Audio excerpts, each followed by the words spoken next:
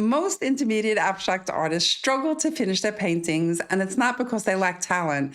It's because they can't see what's working and what's not working. I know this because I spent years trapped in that same cycle of overworking my paintings and second guessing every decision. After 3 years in art school and mentoring nearly 1,000 artists, I learned something really important. Clarity does not come from working harder or trusting your intuition more. It comes from learning how to see your paintings objectively by asking the right questions at the right time. That's why I created the Clarity Checklist.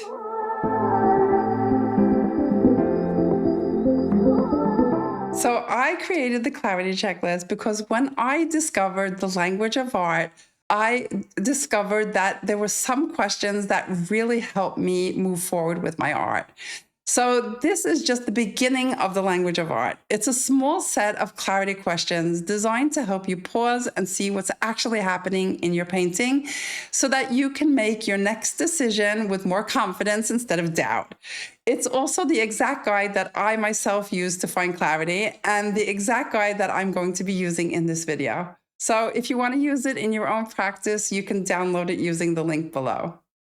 All right, so most of us paint intuitively in the beginning of a painting, but that doesn't mean that we can just paint and not be aware of anything.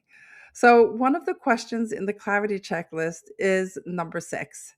And that is all about clarity and confidence. That is there to remind us that if we feel unsure while we're painting, that hesitation will often show up in the final work as well.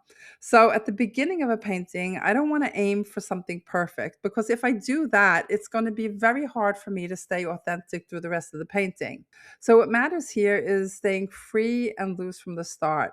I'm not trying to make anything good or anything. I'm just allowing myself to paint, to play, and to have some fun. But I'm aware that I need to work freely. That way, I can trust myself through the process, knowing I'll use the other questions later on in my process to bring clarity into the painting when I need it. So, before the checklist, when I was in the middle of a painting and something felt off, my instinct used to be to keep fixing everything, right? I would add more, I would change things, I would get really stressed, and I would just keep pushing the painting, forward. But most of the time, that only made my paintings feel really heavy and it left me really confused too. So, what the checklist did was it gave me some time out.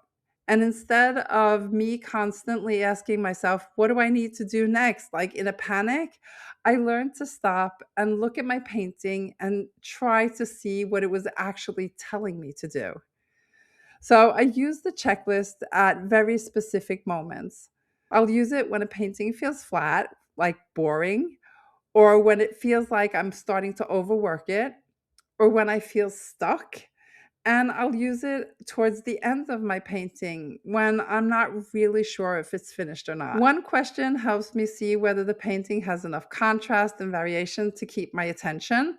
Another question helps me notice if I'm repeating the same kinds of marks and colors out of habit instead of intention.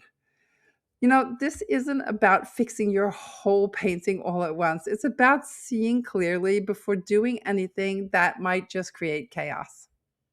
I can clearly remember this painting that I had that I really wanted to work.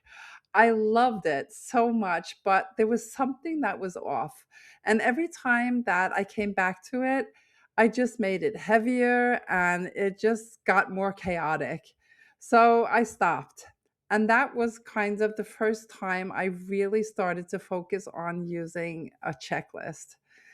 And I just went through one question after the other. So, one question made me realize that everything in the painting was competing for attention. I almost felt like I had a whole bunch of kids in my painting screaming, look at me, right? Everything wanted attention, and there was no place for my eye to rest. Another question helped me see that the feeling that I wanted wasn't actually supported by the composition that I had created. And once I could see that, the decision became clear. So I started removing things instead of adding things. I started softening areas instead of pushing everything further and further. That painting turned around because I finally understood what it needed. This is what I'm so passionate about. It's what I want for you.